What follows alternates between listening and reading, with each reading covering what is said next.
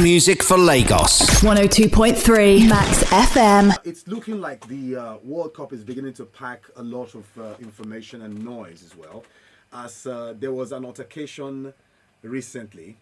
You invited the world here, why can't we film? Officials threaten to destroy reporter's camera while he's live on TV during World Cup report from Qatar before Supreme Committee offer apology. Now here is it. The Qatar Supreme Committee has rushed to issue an apology to Danish broadcaster TV2 after one of their journalists was threatened by security staff while live on air, reporting from Qatar days before the opening match of the FIFA World Cup. Now TV2 reporter Rasmus was speaking as a part of a live broadcast when he was approached by security staff, right? And that had appeared on a golf buggy. It quickly became apparent that he was not welcome to film, and he was quickly threatened with having the camera smashed and destroyed. Now, I think right now Qatar is beginning to realize that a lot of their rules might not stand Mark, now this at time the now, World Cup, because often this apology tells us that they know this is going to have an implication. And that guy has a point. You invited the world here, and you are saying we should not film. So you invited people of different characters. I mean, you can't invite me to your country and as a reporter, you expect me to keep my camera and keep my equipment to myself. That's why I'm a reporter. I need to report the scenes of what's happening here. That was why I was invited in the first place. Okay, so Mark, this is at this point in time, this is where Portable came to play. Portable will say, hey, Qatar, no show love. No show love. Love. So Qatar, no show love. Okay. But just about 5 days now to... Yeah, it's on Sunday. 4 days off. 4 days, yeah. 4 days to the... Although I can't wait. I think this is going to be one of the most colorful World Cups.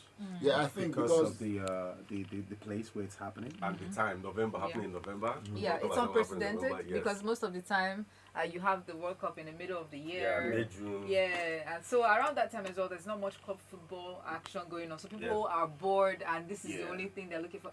But now it looks like it's interrupting club football. And I think it's actually a special edition because, I mean, first time in Qatar, I mean, that kind of experience with so many laws in that country, with so many things, people are expected not to do this, don't do this. Footballers will now wake up to a new lifestyle, you know, in the World Cup that they're supposed to go there, flange, relax, do different things. Qatar is saying, Oga, this one leg, we don't take so things. So I think the players should be more focused on playing football. So some countries rather than have some some distractions. countries are just there for tourism. They went there for tourists, and after group stage they will come back. And so they want to explore the country. They But you want to see, see. Qatar is not a... So No tourism. Of course, now that's why when we look at Sepp Blatter, we say, why did Sepp Blatter give hosting right to Qatar? Meanwhile, Sepp Blatter said na Platini. They call they push and to each other. While we're having this conversation, this guy thinks a day wise. Hurricane will make fans proud and happy. He's coming home. As he vows that the three rounds will do all they can to lift the World Cup. Can you see this man? A team that has been struggling. They are even a very weak group, and that weak group they will struggle to come out. Yes. The funny thing is, around of 16 they are back home. But it's a sad one for France, as Nkunku has been ruled out of the World Cup because he picked up an injury. During training I saw the yesterday, you story. see how he cried. Like, if you see how teammates actually gathered him to tell him, Baba, don't worry. Fine, the good thing is he's still with the team. But my own problem is when you are training for the World Cup, why are you making your training intense? Okay, Mark, this is where it comes to play when they say if you kill a warrior because of misunderstanding at home, when it's time for war, you begin to remember him. so now that you wait for training, you got yourself injured. World Cup is coming. Why? Who you want me to press in the first place? Who you want me to please? Man, that proverb is classic. No, man, You kill a warrior because of misunderstanding. When it's time to fight. You remember a warrior? The misunderstanding will help the war. It's true now. Now the misunderstanding will help. If only Obi had been alive. Oh my God. Just one small problem at home. Mobasa, no. You see, FC advice, anytime you disrespect Odogu, the legendary hunter, you will be fired. And I'm not disrespecting Odogu, the legendary hunter. This guy... I'm disrespecting the great grandson, descendant that has no proof of the descendant of Odogu. Odogu. You want to descendant of Odogu. Nothing to prove. Well, speaking of warriors, Senegal's Sadio Mane is still in the squad despite his injury. There are talks that the native doctor and the might be able witchcraft to, and the wizardry might be of able African to descent.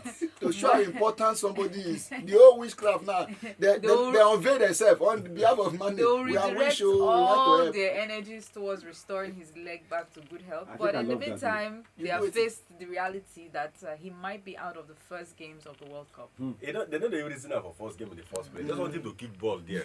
The shot just come and kick ball. So the first game they remember him for. So say some of us they criticize say you want to join witchcraft, you get wish. Now see when wish now they help nation. My highlight of the World Cup is the fact that at this point in time when Ronaldo is embattled, Messi might finally lift this. Finally. Okay, so yesterday I wore jersey on Germany national team yesterday. If you remember very well. No, the fake one. So what are you trying to say? How say? much I bought that jersey? I want 8 for 4. It was here. It was not here. They brought it, sent it to me. I don't look like you. I know that it is either Germany or Brazil. Which Germany?